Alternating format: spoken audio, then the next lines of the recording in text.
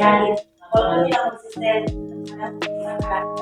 Assalamualaikum warahmatullahi wabarakatuh. Silakan kami dari kelompok 2 TKIP Kebanan Hati, kami akan menyampaikan dengan Berdiri saya di sini akan menjelaskan tentang satu hal. Keberhasilan pendidikan sangat ditentukan oleh proses pembelajaran. Untuk mengukur keberhasilan proses pembelajaran diperlukan evaluasi dan proses analisis dari evaluasi. Manfaat dari analisis evaluasi untuk mengetahui kekuatan dan kelemahan pembelajaran dalam rangka meningkatkan proses pembelajaran. Karena itu, begitu pentingnya guru mengadakan analisis bukti soal di skala skor, tingkat kesukaan, daya pembeda, dan kualitas soal, validasi dan reliabilitas instrumen. Kegiatan evaluasi merupakan bagian yang tak terpisah dari upaya apapun program. Melaksanakan evaluasi belajar merupakan tugas pengelola evaluator dalam manajemen.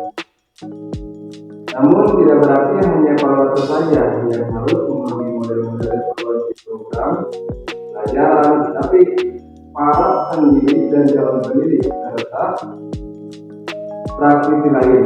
Bagi siswa analis diharapkan berfungsi mengetahui keberhasilan belajar, mendiagnosa, mengoreksi kesalahan belajar, serta memotivasi siswa belajar berbeda. Salah anak-anak merupakan bentuk pendidikan anak usia dini yang berada pada jalur utama. Sebagaimana dinyatakan dalam Undang-Undang Pendidikan Nasional Nomor 20 Tahun 2003 tentang pendidikan anak usia dini jalur pendidikan formal berbentuk utama anak-anak atau TK, guru asal atau guru lain masih belajar. Anak-anak adalah jenjang pendidikan formal pertama yang memasuki usia 4 sampai 6 tahun sampai memasuki pendidikan dasar. Menurut peraturan pemerintahan nomor 27 tahun 1990 tentang pendidikan prasekolah bab 1 pasal 1 disebutkan, pendidikan prasekolah adalah pendidikan untuk membantu pertumbuhan, adanya perkembangan jasmani dan rohani anak didik di luar lingkungan keluarga untuk memasuki pendidikan dasar. Dari disebut Dirjen Dasman 1990. Berdasarkan hal tersebut, maka pendidikan persekolahan bertujuan untuk membantu pelaksanaan dasar ke arah pengembangan siswa pengetahuan, keterampilan dan daya siswa yang diperlukan oleh anak didik dalam menyesuaikan diri dengan lingkungan dan untuk pertumbuhan siswa semangat anak didik serta perkembangan selanjutnya. Pendidikan anak-anak merupakan wadah untuk membantu pertumbuhan dan perkembangan jasmani dan rohani anak sesuai sifat-sifat alami anak.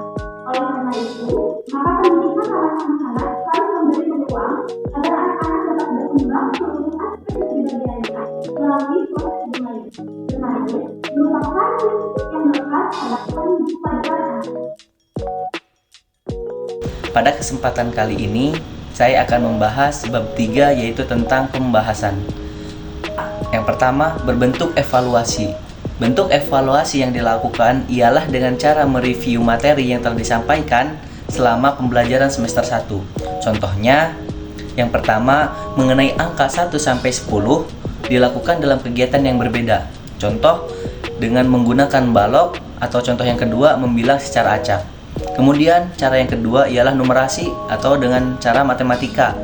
Yang pertama, dengan cara penjumlahan sederhana, atau yang kedua, membilang dengan benda.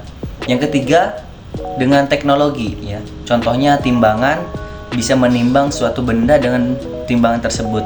Dan yang keempat ialah sains, contohnya bisa membuat teh manis, mencampur warna dengan eksperimen kuman. Di sini saya akan menjelaskan tentang tingkat kesukaran dan sistem penilaian. Keduanya ini saya akan bahas secara bersamaan karena keduanya ini berhubungan satu sama lain. Jadi pada ujian TK itu tidak menggunakan soal seperti esai ataupun PG, ABCD dan sebagainya. Seperti sekolah-sekolah pada umumnya tingkatannya lebih tinggi dari TK seperti SD, SMP ataupun SMA. Karena apa?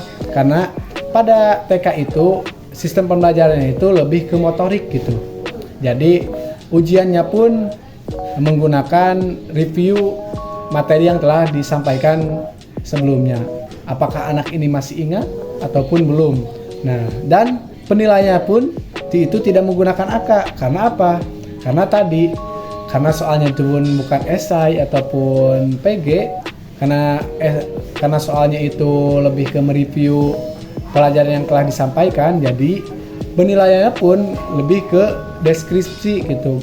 Apakah anak ini sudah lancar ataupun belum berkembang atau sudah berkembang sangat pesat. Jadi anak itu dikasih nilainya itu deskripsi ya, seperti tadi yang telah saya sampaikan. Dalam tingkat kesukaran itu ada yang namanya indikator penilaian. Nah, indikator penilaian pada TK itu ada 4. Yang pertama ada BB atau belum berkembang, yang kedua itu ada MB atau mulai berkembang, yang ketiga itu ada BSH atau berkembang sesuai harapan, yang ketiga itu ada BSB atau berkembang sangat baik.